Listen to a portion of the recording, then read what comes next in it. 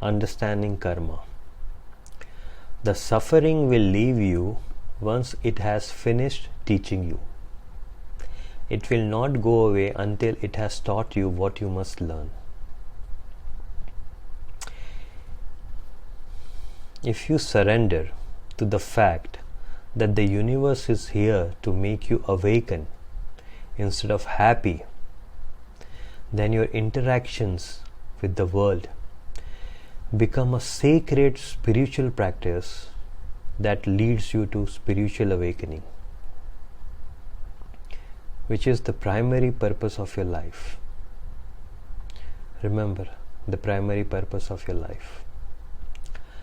Life will present you with people and situations essential for the evolution of your consciousness. You can be certain that your current experience is precisely what you require because it has been divinely created for your personal evolution. Please know that. Who decides what kind of people and situation you must face in life? Who decides that? Your allocated karma. In Sanskrit, it is also known as prarabdha karma. Your allocated karma is responsible for that which situation and people you will face. Allocated karma is that portion of the accumulated karma which is responsible for the present birth. Allocated karma can't be avoided or changed. It is only be exhausted by being experienced. Allocated karma are the predestined life situation and people you must encounter in your present life. It can be good or bad. It can be horrible or beneficial situations, both. In simple terms, it is paying for your past deeds, good or bad. So you can eat either good fruit or bad fruit.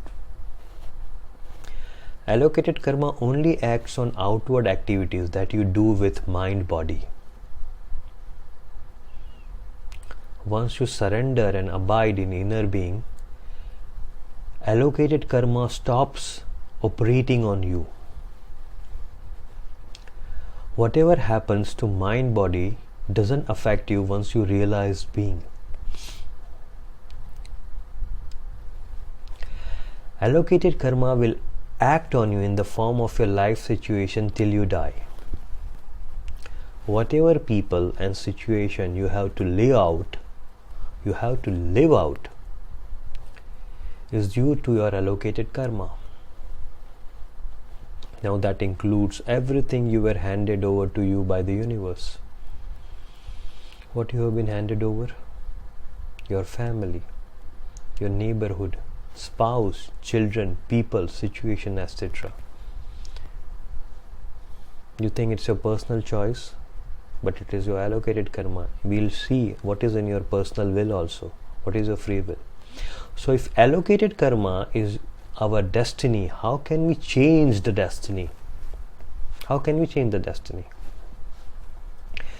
If allocated karma is your assigned destiny in this present birth, then the living from being is your powerful free will. Your free will is to be conscious and act from your being. That is your free will. Whenever you surrender and act from being, the God is taking charge of yourself, and all the allocated karma dissolves, and with that all your trials and tribulations stops.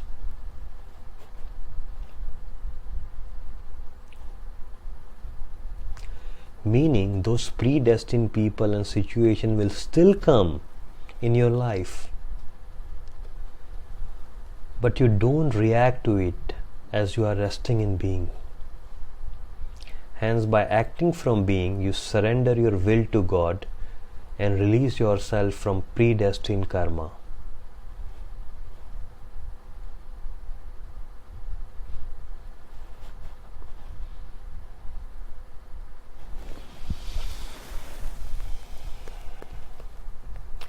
Contrarily to our understanding, resting and acting from being is not passive. It is a very active and dynamic practice. Just to be and stay as being is the highest kind of doing. As abide in being will undo most of your unessential doings that suck your life out. Please understand that nothing is left undone once God takes over your mind-body instrument, once you give control to the being. You will attain liberation even while engaged with the world. It's a practice where God uses your mind and all things are getting done without unnecessary mental analysis and judgments.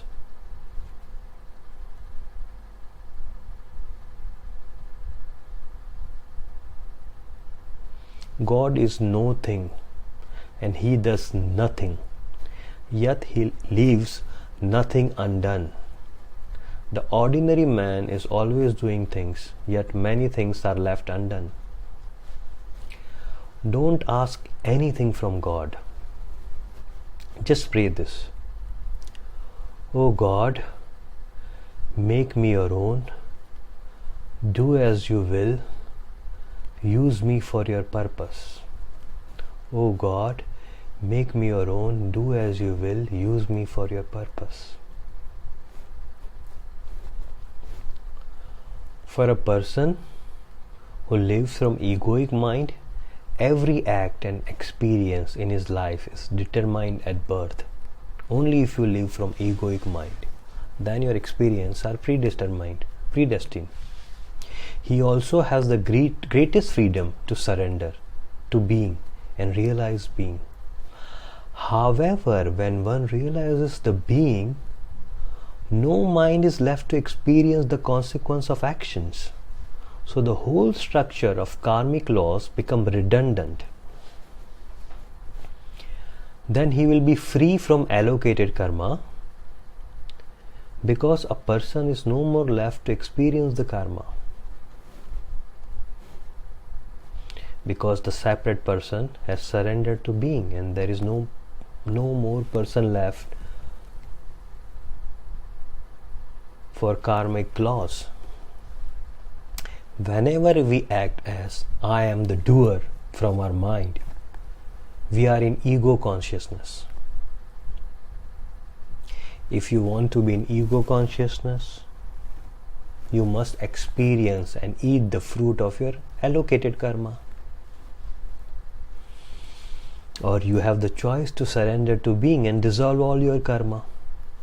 What you like? What you want to do? Two options. Choose. You have the choice. Once your surrender is complete, your mind will transform into being. Now being, the God itself, has access to you. Wow. You are not the doer now. The God is the doer through you. Now the universe will act through you to manifest its purpose. Acting and resting from being is the most important spiritual truth, and it absolves you from all the allocated karma. But your surrender must be genuine, as if it's not genuine, you will anyway find out.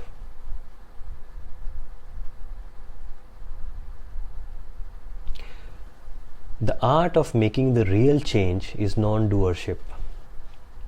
If you want to change the preference of your life, you want to change your country, circumstances, career, living conditions, and relationship for your betterment, the only way to let God act through you is by non-doership, meaning surrender your mind to the being and letting the infinite intelligence work through you.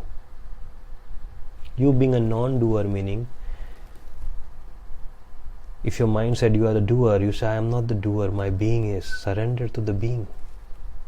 This is how an infinite intelligence works through you once you surrender to being. The infinite intelligence first allows and accepts what it is. This is the first choice of infinite intelligence. Now, if those life situations are not suitable for your spiritual evolution, they will be changed effortlessly without the involvement of unnecessary mind's judgments.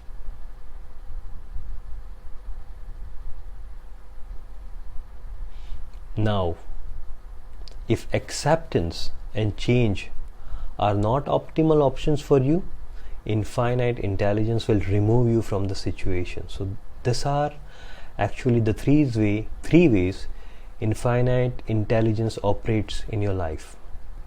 Hence, the real change occurs through resting and acting from being, in which only God is the doer. Only God is the doer. You will always suffer if you run away from your life situations.